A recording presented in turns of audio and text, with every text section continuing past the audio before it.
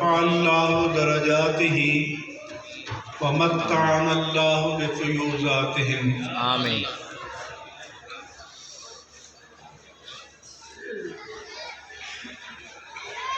سب سے پہلے میں چند کلمات حضرت فقیہ اعظم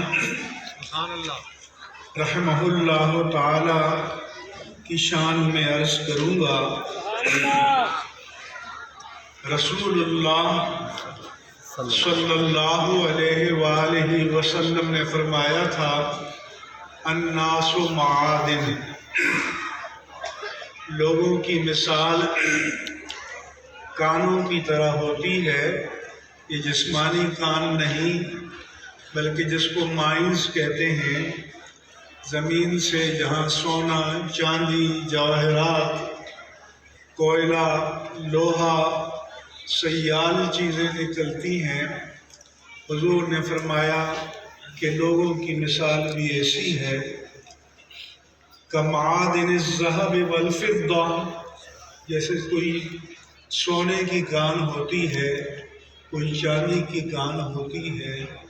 خیارہم فی الجاہلیت خیارہم فی الاسلام، میرے آقا و مولا صلی اللہ علیہ وآلہ وسلم نے فرمایا کہ ان میں سے زمانے جاہلیت میں جس میں کوئی ٹیلنٹ تھا، جوہر قابل تھا، کوئی کمال تھا، خیارہم فی الاسلام اذا فقہوا او فقہوا، کہ جب وہ فقیہ بن گئے تو اللہ تبارک و تعالیٰ نے اسلام میں بھی ان کو عظمتوں پر فائز فرما دیا۔ تو حضور نے شرط فقاہت کی بیان کی کہ صحابہ کرام جب اسلام میں داخل ہوئے تو نبی تخلیق نہیں کرتا، تخلیق اللہ تبارک و تعالیٰ فرماتا ہے، لیکن اللہ کے پیارے نبی کے نور نظر کی برکت سے جو جوہر اللہ تعالیٰ نے اپنے بندوں میں پیدا کیا ہوتا ہے، جب اسے جلا ملتی ہے، جب وہ مصفہ، مجلہ اور مزکہ ہو جاتا ہے تو پھر وہ آفتاب و ماہتاب سے بھی بلند مراتب کا حقدار بن جاتا ہے۔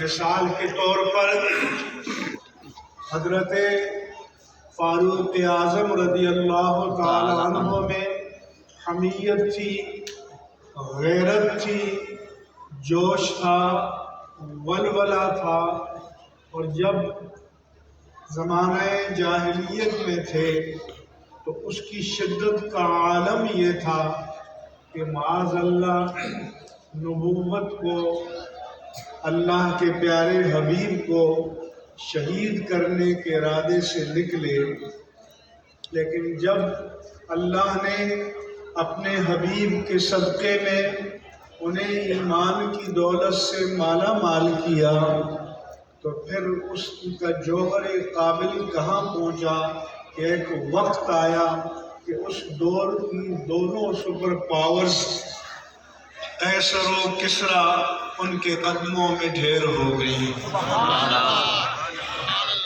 تو اسی طرح اللہ فرماتا ہے کہ وَمَا كَانَ الْمُؤْمِنُونَ لِيَنْفِرُوا كَافَّةً، ایسا تو نہیں ہو سکتا کہ سارے کے سارے مومن اپنی صنعت کو، زراعت کو، تجارت کو، معیشت کو، حرفت کو، ملازمت کو، روزگار کو، کاروبار کو ترک کر کے دین کے لیے نکل کھڑے ہوں، کیونکہ یہ سارے شعبے بھی انسانیت کی بقا کے لیے اپنی اپنی جگہ ضروری ہیں۔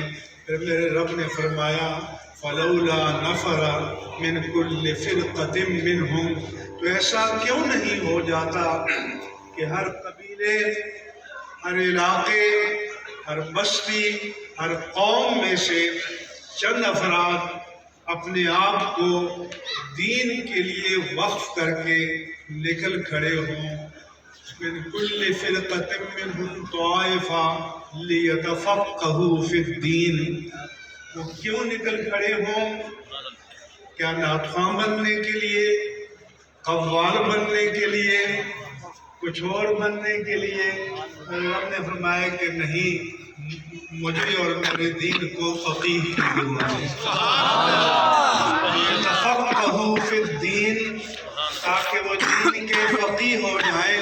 اللہ کے لیے کوئی چیز ضروری نہیں ہے، وہ تو قادر مطلق ہے، لیکن اللہ نے فرمایا کہ اس کے دین کو ہر دور میں اپنی حقانیت کو ثابت کرنے کے لیے فقیہ کی ضرورت ہوتی ہے، تو پھر فقیہ مطلوب باری تعالیٰ ہے، فقیہ مطلوب رحمت للعالمین ہے۔ اور میں خوش نصیب ہوں، آپ خوش نصیب ہیں، ہم خوش نصیب ہیں کہ آج ہم فقیہ اعظم کے ذکر کی مجلس میں موجود ہیں۔ عزیزان گرامی، حضرت فقیہ اعظم رحمہ اللہ تعالی کا امتیاز کیا تھا، مقام کیا تھا؟ وہ یہ نہیں کیا کہ صرف لکیر کے فقیر بنے رہیں، یہ نہیں کیا کہ جو ماضی سے روایت ملی اس کو آگے لے کر چلیں، بلکہ اس کے ساتھ یہ بھی کیا کہ اپنے عہد کے تقاضوں کے مطابق اجتہاد کریں۔ اس لیے عربی میں کہتے ہیں کہ وَهُوَ أَبُو عُذْرِهِ، امرؤ القیس نے لکھا ہے اپنے گھوڑے کی تعریف میں کہ بلند پہاڑ جو برف سے ڈھکا ہوا ہو اور ایک پگڈنڈی ہو جو برف سے چھپی ہوئی ہو، تو میرا گھوڑا اتنا باکمال ہے کہ اس میں سے راستہ نکالتا ہے لیکن سلپ نہیں ہوتا، پھسل کر کھائی میں نہیں گرتا، وہ نیا راستہ نکالتا ہے۔ تو جو نئی راہ نکالے عربی میں اسے ابو عذر ہی کہتے ہیں۔ تو میں سمجھتا ہوں کہ حضرت فقیہ اعظم رضی اللہ تعالی عنہ نے اپنے دور میں، اپنے دور کے لیے اور آنے والوں کے لیے اجتہاد کی نئی راہیں پیدا فرمائیں۔ میں چند مثالیں آپ کے سامنے پیش کروں گا، اور جب انہوں نے نئی راہیں پیش کی تو ظاہر ہے کہ لوگ تعاقب کرتے ہیں کہ امام اہل سنت نے تو یہ کہا تھا، ہمارے اکابر نے تو یہ کہا تھا، آپ ان کی راہ سے ہٹ رہے ہیں۔ تو آپ نے فرمایا کہ یہ شعار بھی مجھے امام اہل سنت سے ملا ہے۔ امام اہل سنت مجدد دین و ملت امام احمد رضا قادری محدث بریلی رضی اللہ تعالیٰ عنہ کے بارے میں فرمایا کہ یہ راستہ، یہ شعار تو انہوں نے ہمیں بتایا ہے۔ کیوں کہ انہوں نے اپنے سے پہلے اکابر سے اختلاف کیا، انہوں نے علامہ ابن عابدین شامی سے اختلاف کیا، انہوں نے فقیہ النفس امام قاضی خان سے اختلاف کیا، اور فقیہ النفس کے معنی یہ ہیں کہ ایسا خوش نصیب انسان کہ جس کے ذہنی اور فکری اور علمی ڈھانچے کو اللہ تعالیٰ نے فقہ اور فقاہت کے سانچے میں ڈھال لیا ہو، تو ان سے اختلاف کیا، اور امام اہل سنت نے اسے تطفلات سے تعبیر کیا کہ چھوٹا منہ بڑی بات، اور فرمایا کہ امام اہل سنت کے ہزاروں تطفلات ہیں لیکن کوئی مجدد معصوم نہیں ہوتا۔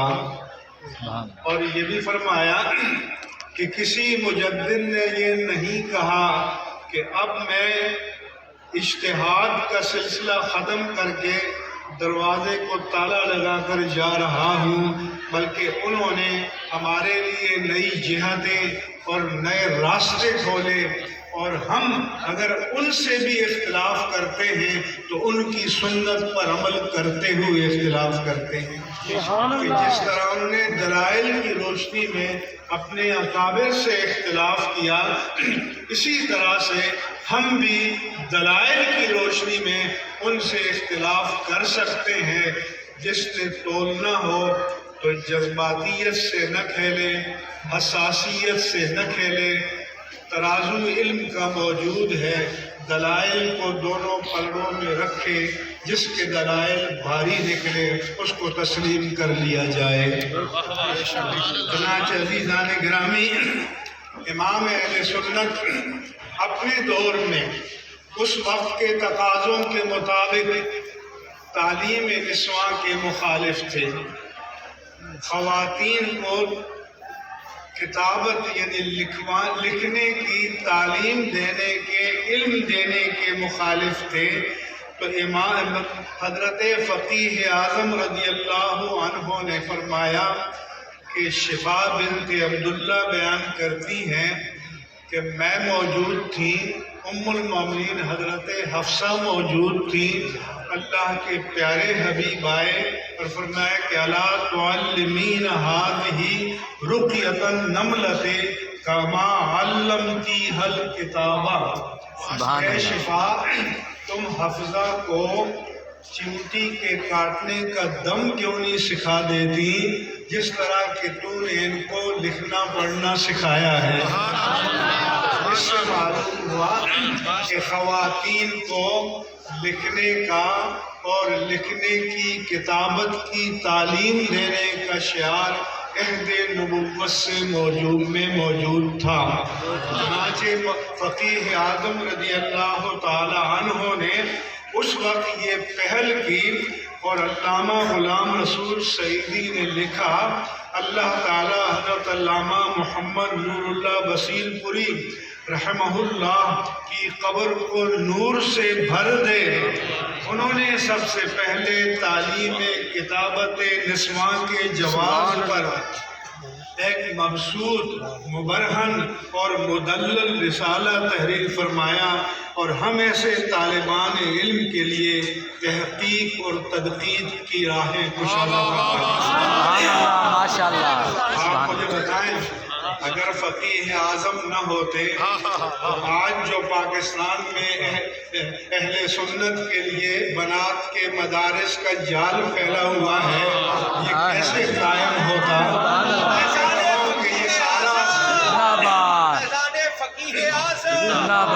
یہ سارا صدقہ جاریہ ہے حضرت فقیہ اعظم رضی اللہ تعالی عنہ۔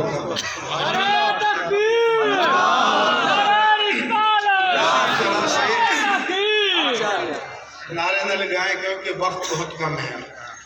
اسی طرح سے آپ سے پوچھا گیا کہ کوئی روزہ رکھ کر رمضان کا آغاز کہیں اور سے کر کے آتا ہے، فرض کرو سعودیہ سے، اور وہ پاکستان آتا ہے، فرض کریں اس کے 30 روزے پورے ہو گئے ہیں، لیکن یہاں رمضان کا آخری روزہ ہے تو وہ کیا کرے؟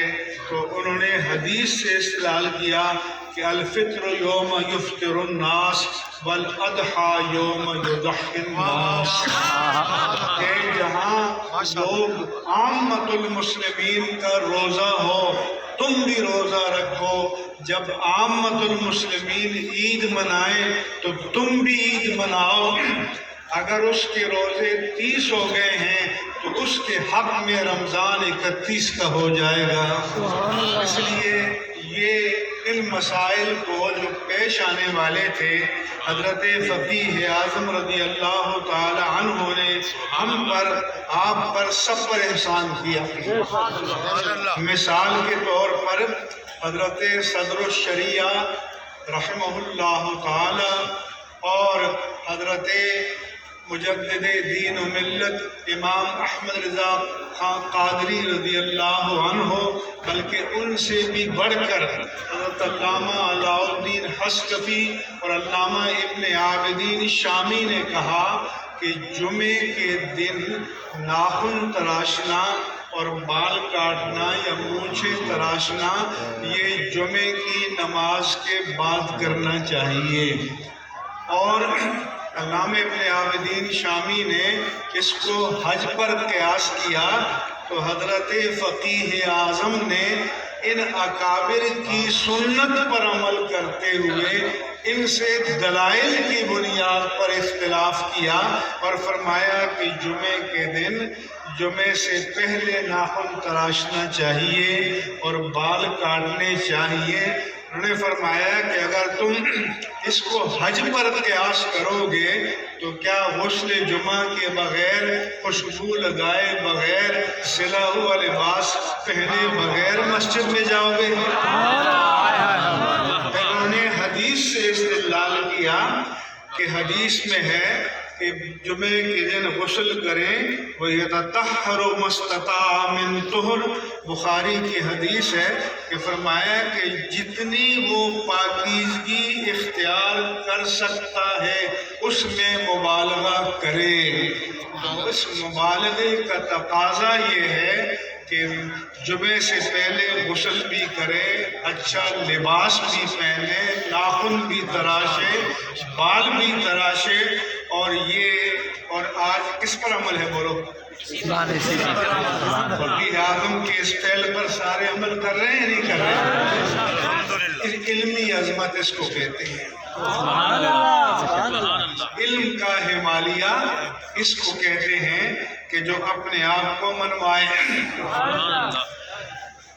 فقہی مسئلہ ہے کہ ایک شخص کا سرمایہ ہو اس کو رب المال کہتے ہیں، اور جو محنت کرے اس کو مضارب کہتے ہیں۔ تو نفع کا تناسب طے کر لیتے ہیں، نفع ہوگا تو دونوں میں طے شدہ تناسب سے تقسیم ہوگا، اور نقصان ہوگا تو رب المال کا یا سرمایہ والے کا ہوگا، مضارب کا نہیں ہوگا، اس کی محنت چلی جائے گی۔ آپ کے پاس سوال آیا کہ ہمارے اوقاڑہ میں تاجروں کا طریقہ یہ ہے کہ جب نقصان ہو جائے تو رب المال اور مضارب دونوں اس میں شریک ہوتے ہیں۔ تو آپ نے لکھا کہ ہماری فقہ کی کتابوں میں ہے کہ ھذا من سن التجار، من عرف التجار، من رسم التجار، من عادت التجار۔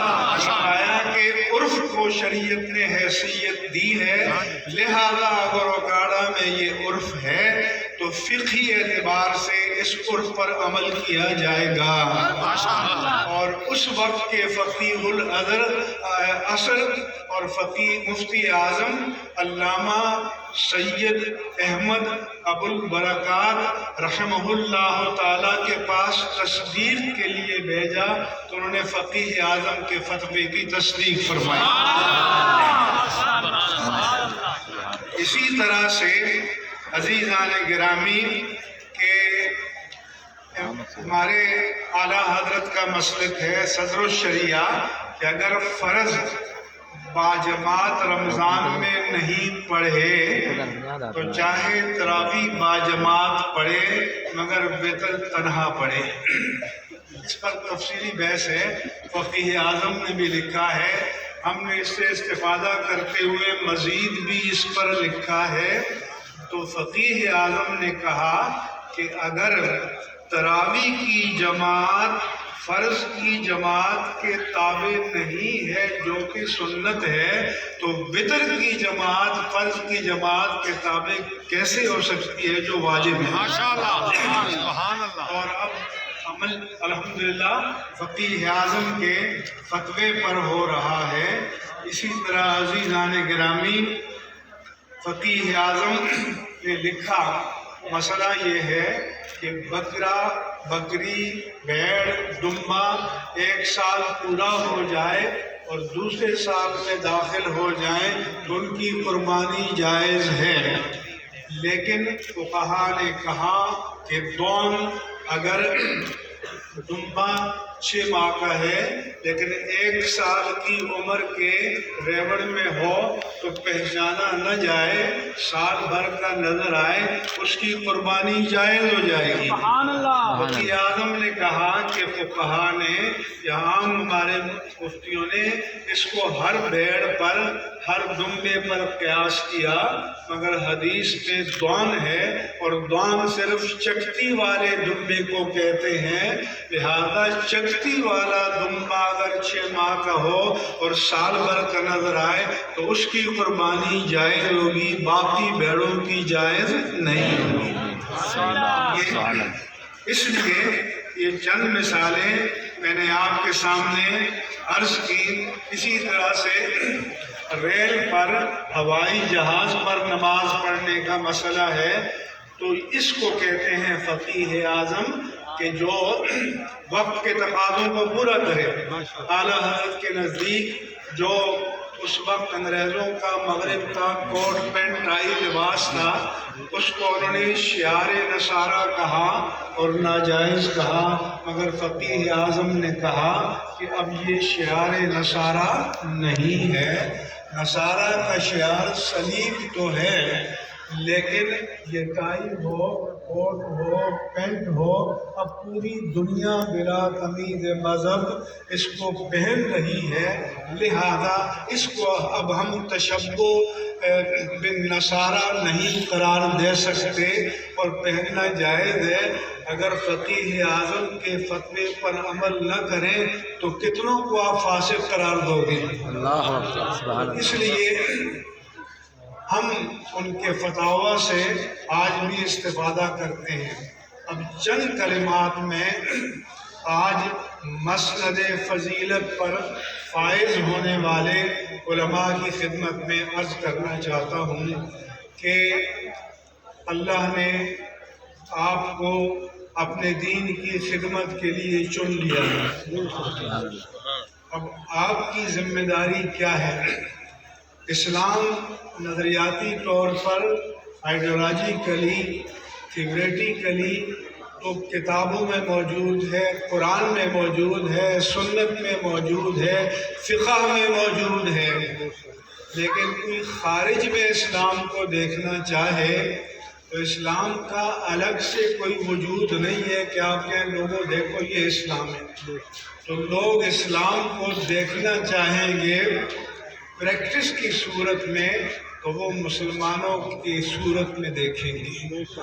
وہ اسلام میرے وجود کے ساتھ نظر آئے گا، وہ ان علماء اور صاحبزادہ صاحب کے وجود کے ساتھ نظر آئے گا، وہ آپ کے وجود کے ساتھ نظر آئے گا۔